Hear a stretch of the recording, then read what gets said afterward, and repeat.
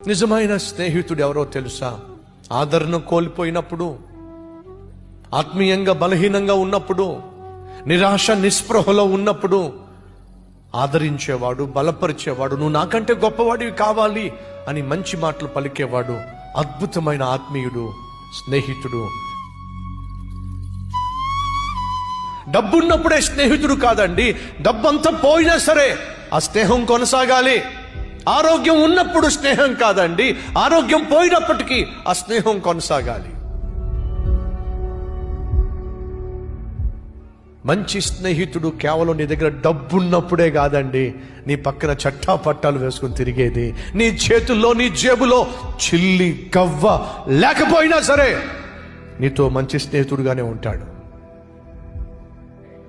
మంచి స్నేహితుడు అంటే నీ చదువులో విజయం సాధించినప్పుడు మాత్రమే కాదండి, ఆ మంచి స్నేహితుడు నీ చదువులో ఫెయిల్ అయిపోయినా సరే నీకు అండగా నిలబడేవాడి మంచి స్నేహితుడు.